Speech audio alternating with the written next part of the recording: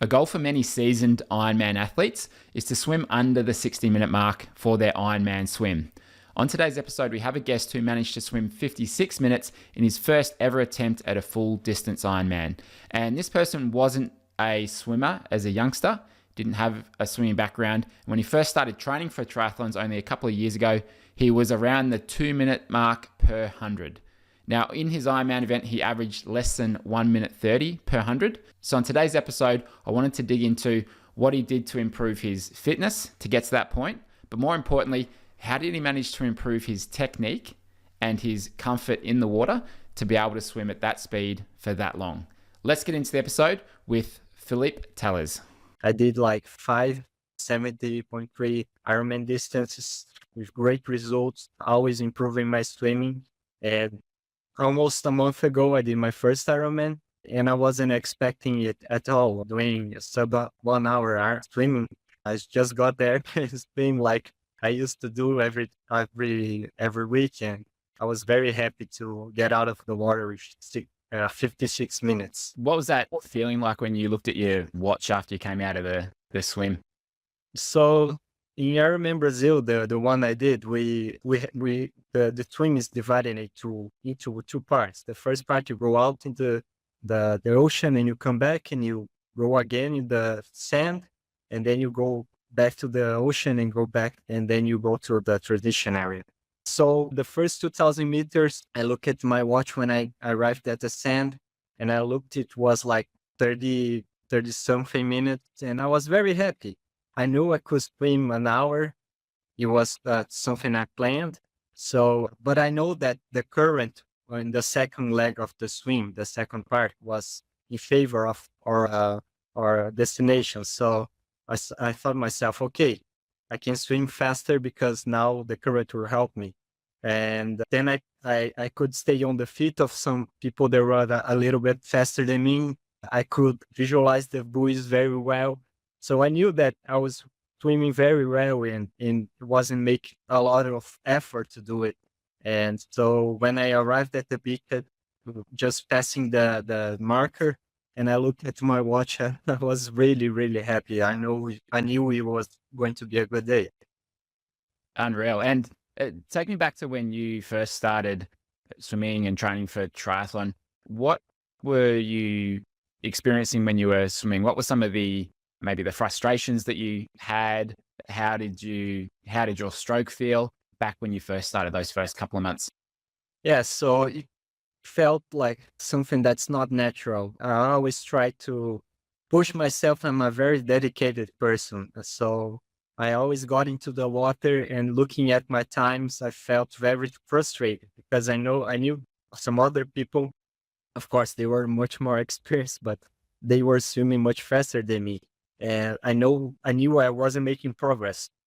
So I knew that just making an effort without technique wouldn't be enough. So, and I'm a person that likes to learn about things. I'm always looking at forums, at videos, at what people are doing, new techniques. So I found some videos on YouTube, on their channel, teaching how to swim properly.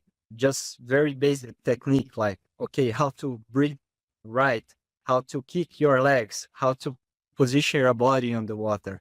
So these techniques, I started to put them into my swim, and I could see that I was improving little by little, because it's really frustrating when you go to swim and you cannot swim like 50 meters without gassing out or having to get out of the water because you're not feeling well or not making any progress. So when I started to learn these things, I knew that my effort was less and I was swimming faster. So I tried to reach for more knowledge, and I knew that it was possible if I learned the right technique to be better and to reach my goals. So I always try to improve, but not only improve, but learn how to do it right. It's the most important thing in swimming, not just making the effort, but how to make the effort.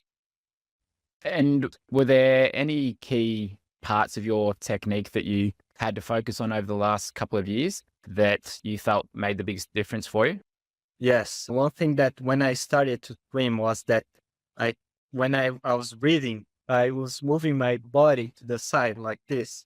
So I was breaking every time my body, my head went out of the water. So I knew that this was something that I must stop. Of course, it's not easy. You have to control your muscles. You have to position yourself in the water. You have to be comfortable in the water for do that. So it took me a lot of time, but after learning that everything is connected, like how your hands goes into water, how you push the water and how you kick, everything comes in a chain and you start to get straight. You don't have to push yourself, you don't have to push your body too much to swim right. You don't have to make an effort, a big effort to stay without turning yourself. So everything was much better when I started to understand this. And the most important thing I think it was how to get my hands in the water and start to pushing like that. Then I could feel that I was going faster, I was making an effort, and if I focus on that and how to be stronger with that, I know that my swim could be better. Did you do any drills when you were training, or was it more just about just practicing those things when you were swimming? Yes, I don't like to do many drills. I hate them, to be honest. But I know that it's just learning how to write. It doesn't feel natural at first. It doesn't feel okay sometimes, but once you get the steps, the little steps, it's much easier. And once you understand the importance of it, it's much better to progress. Imagine doing this in an Ironman or 70.3 distance that you're at least half an hour more than that in the water. You're gonna feel really tired after that. So doing the drills, you learn how to be natural. It will start to feel natural for you. And the drills also especially in the 5-day catch challenge, I think it really helped because one of the most important things that I felt doing during this course that I always recommend to people. I have over 50,000 people follow me on Instagram and I always recommend to them and people always come to me and say, okay, it really helped because the drills makes you realize what you have to do right and especially what you're doing wrong. Because if you're like pushing on the other way or if your elbow is not working right, you're going to start to feel it during your stroke. So drills are very important because of that. They not only teach you how to do it right, but they will show you what you're doing wrong and you're going to fix it much faster. Mm. That's so many people that I come across don't enjoy doing drills because they feel like they're wasting their time. They want to get a good session in. They want to feel like they're working hard, but sometimes it's a necessary thing to do to develop those skills. What I realized after some times that they don't have as much as progress as I did, not because of many things, but some people, they just want to go there in the class and suffer a lot and do all the training. But sometimes if you dedicate like 5-10 minutes each session to go in the water and do the right thing, position your body. And tell me about the type of training that you were doing leading into the Ironman. How often were you swimming? What was the distance of those sessions? And was there a certain type of uh, session structure that you'd have each week? Just tell me a little bit about that. During the first year and a half, many things I used to swim like 3 times a week. And after my first 70.3, I wanted to swim sub 30. So I was talking to a friend of mine and he said, okay, if you want to swim above 30 minutes, maybe you should start swim more. So I tried to swim more 4 or 5 times a week. Uh, it was hard. I didn't swim much, maybe like 80% of the weeks I could do that. But then I moved to a bigger city and here we had a swimming club that it was the same as my triathlon coach. He was doing classes.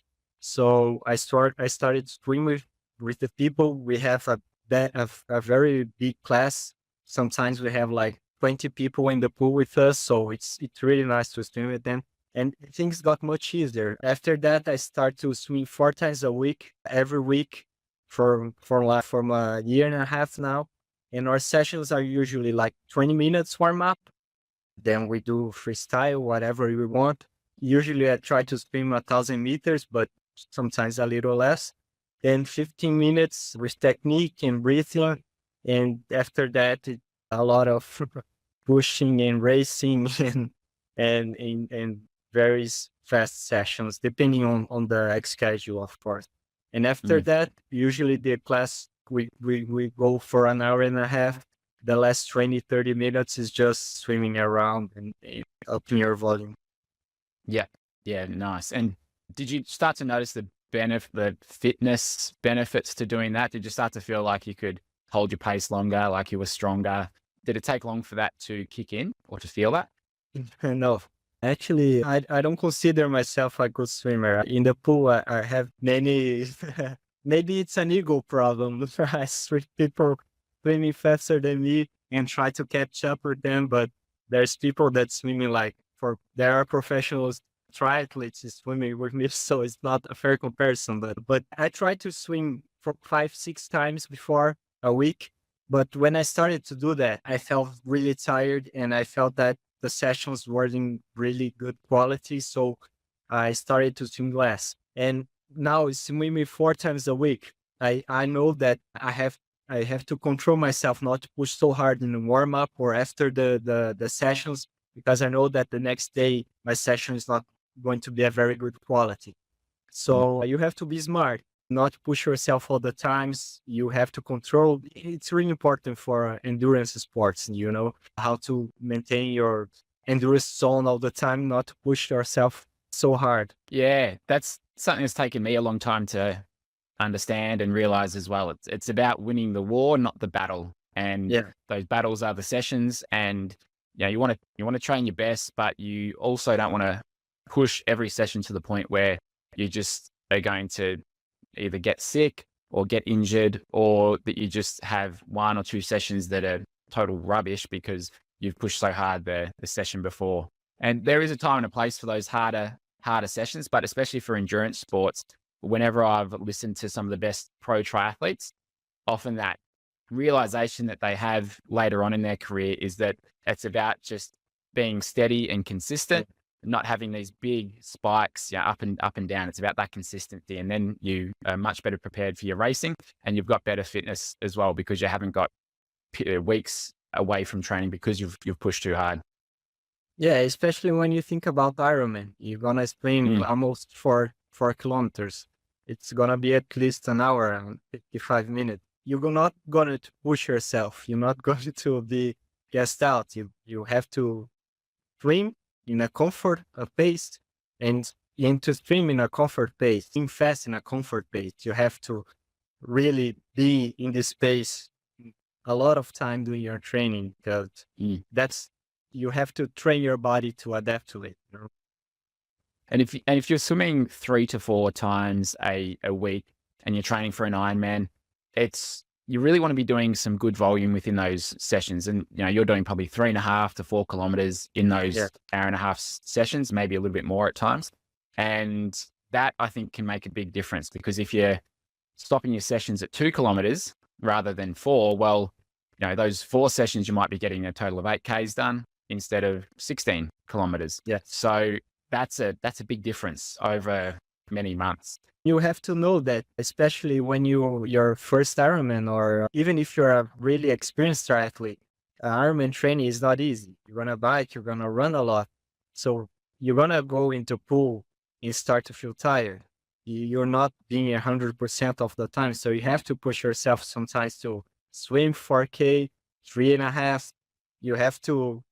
I'm always one of the first in the water, and sometimes most of the time one of the last to get out. So, and I know that it pays off because I'm swimming much faster than some people that been swimming for more time than me. But it's really a discipline, consistent strategy. Of course, Mm. you don't have to be every day inside the pool or sacrifice everything, but sometimes those that 10, 15 minutes that you put yourself a little there, push yourself a little bit, they make a big time in the end. Yeah, it can really add up, especially if you are busy and look, you're going 4 times a week. Well, if you can squeeze in that extra 10 minutes, it adds up a lot. And one of the things you mentioned was just your session structure. So you Yeah. said you would normally do like that 1,000 meters, maybe a little bit less of just easy swimming and warm up. Then you do another 10 minutes or so of some drills and skills work. And then you have your main set.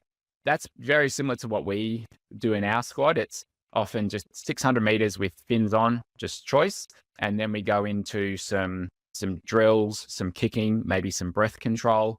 And then the end of the warm up, we'll do some either building efforts just to get the heart rate up, something like 3 100s, build 1 to 3, or 450s, build 1 to 4, just to get the heart rate up. And then we'll go into our main set, which might be anywhere from Exactly, yeah. and it might be 2K to 3.5K for the main set, depending on what we're doing. But that, like, to me, that's a very simple structure that can work for 90% of people. And there's no, I think it is important how you structure your workouts, but if you are doing if you're in the pool for an hour and 15, an hour and a half, and you're doing something a bit like that, I think that's going to get most people a long way to those goals that they want to achieve. With your catch, you said that was a big aspect of your stroke that you had improved and you felt like it made a big difference. What were some of the things that you changed to be able to improve your catch? It's really doing the drills that help you understand what you should do and what you shouldn't do in the beginning. So you start to understand, you start to feel your muscles, you start to feel your back, start to feel your shoulders, how they should feel. Once you get used to it, it's much easier to try to feel the water and how can you swim faster. Like, okay, I'm going to do a really 50 meter really fast. So I know how hard I can push. I know how my frequency of the strokes must be. And also you start to change a little bit from time to time to get a little faster. So one thing that I'm always looking for, sometimes there's this guy that's swimming next to me. I know that he's faster than me.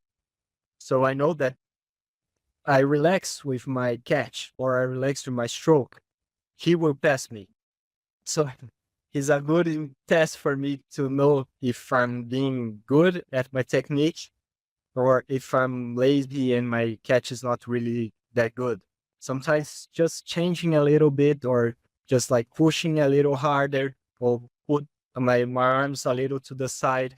I know that observing him, that these things make a difference because sometimes you're swimming by yourself. You cannot see your watch or you don't have that feedback. But if you have someone that is next to your side and is faster and you know that you have to put everything to pass this person or at least to keep up, it's much easier to understand how these little things can help a lot. And if you do it right, you're going to feel in the end of the session, your muscles going to be sore, but you really feel that you made some improvements regarding your technique. It's a great way to know whether or not you're catching, pulling correctly is what muscles do you feel towards the end of a session. Yeah. And if you are pulling quite well, you'll likely feel it in your lats and a little bit around the back of the shoulders as well. And usually when people make a significant change to their catch, rather than pushing down on the water, they roll over a ball and they get their fingers down and they've got a good catch. Usually they really notice that and they notice, oh, my lats are starting to feel this a bit more.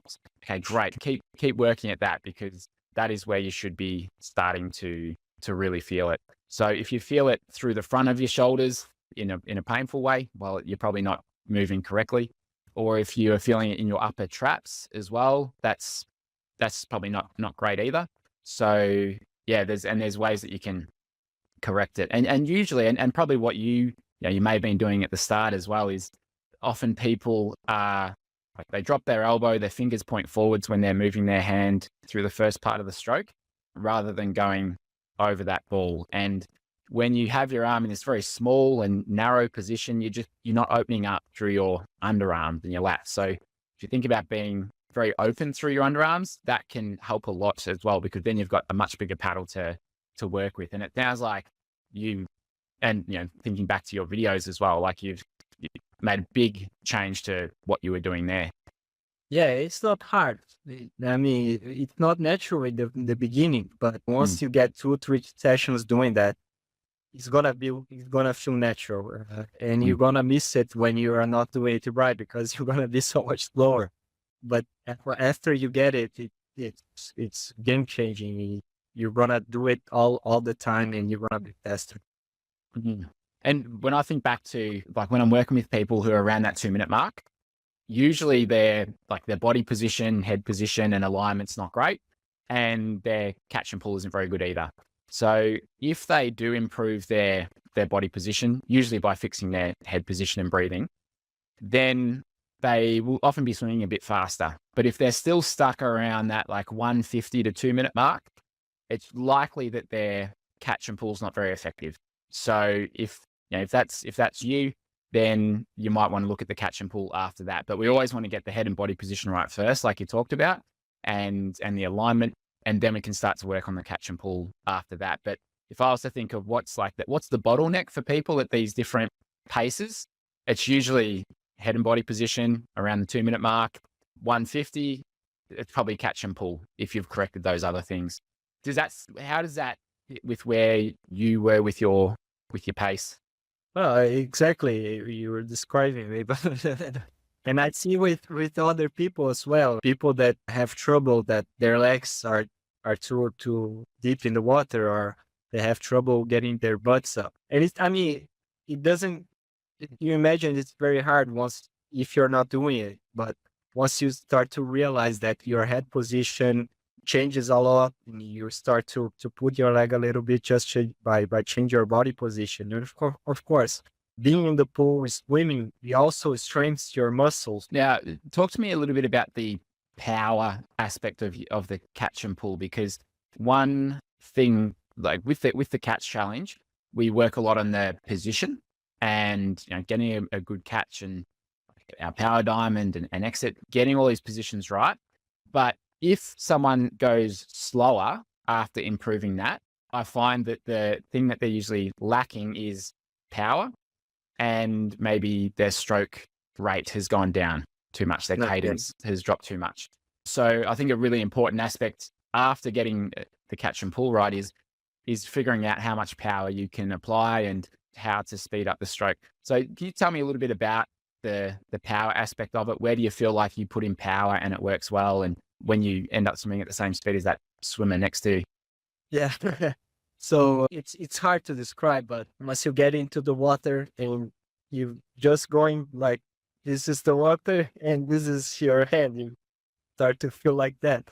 It's hard to describe, but I think paddles and they help a lot realizing what you should do with your arms, and how much power you should use, it's really important to understand how much power you should put in and where to put it. Otherwise, you're gonna waste a lot of energy doing the wrong stuff. So it comes down to be in the water and really try to feel how your energy is using the right way. Mm. Because sometimes if you pull just like, oh, when your arms are almost in the end of the stroke, of course it helps, but not so much as in the beginning. So these little things, these details, of course, just like you said, they made a lot of difference for me.